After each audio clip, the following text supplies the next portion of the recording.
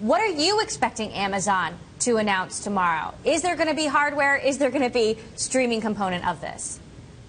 Well, there has been so much talk about hardware. I think what's interesting, Emily, is in the lead up to that event, they've had a couple of key content announcements. You highlighted the word about some of their original series and which ones will continue on.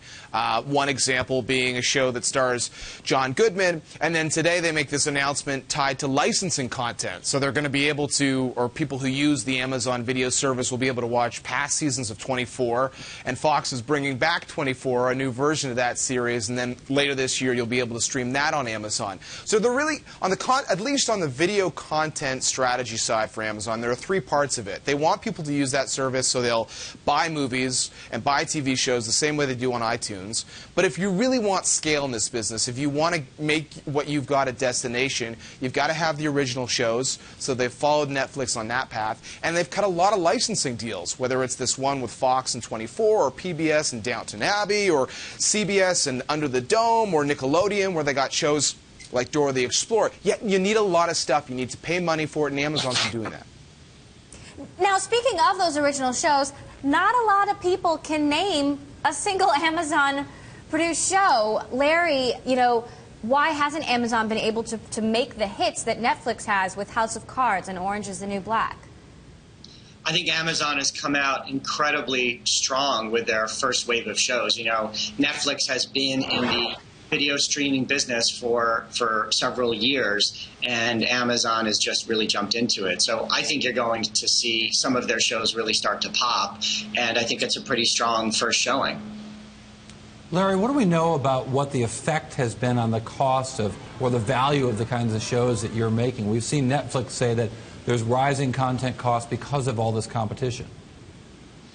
What we're seeing is Netflix and Amazon are spending not what traditionally we see digital companies spend, but more akin to what the cable companies are spending. So they are spending premium cable dollars for their programming. I think that's one of the reasons why the quality is so high.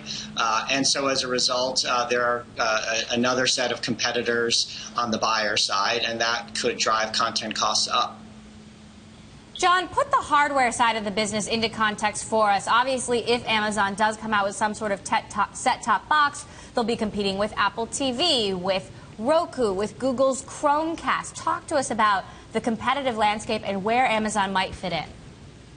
Well, you've got to be frenemies. Let's face it, Amazon, I mean, I watch the Amazon videos and use their service through Roku. So they have to maintain that relationship.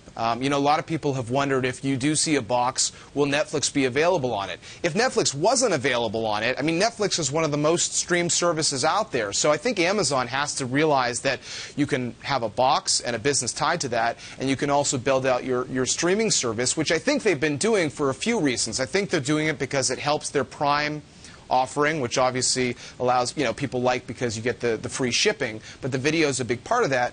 And another factor is people are buying fewer DVDs these days. So from Amazon's side, if you can get a robust service like the video service they've been building, maybe that's a way to save a business that arguably has been in decline because people don't necessarily go to Amazon.com to buy as many DVDs as they once did. They're more likely to get digital downloads. Larry, let me ask you, you know, you talked about a higher quality for the kinds of Amazon product or cable-like product. Is that about production value and more money being spent in production and therefore more likely to have an economic impact on, I don't know, the unions in L.A. and whatever it takes to make a show look prettier? It's about production value, and it's about the talent. So Alpha House, which Amazon renewed for a second season, stars John Goodman. He's a movie star, and people know him. And mounting a production of that scale and scope is comparable to any show you'll see on HBO or Showtime or FX. So there's a lot of runaway production from LA, but there are also a lot of new buyers making premium programming. So I think it kind of balances out. Aside from John Goodman, Larry, in terms of production talent, who stands out most to you? You know, who do they have on board that makes you confident that their shows can be hits, even though they haven't really been hits yet? Well, their creative team, led by Roy Price, has come out very strong.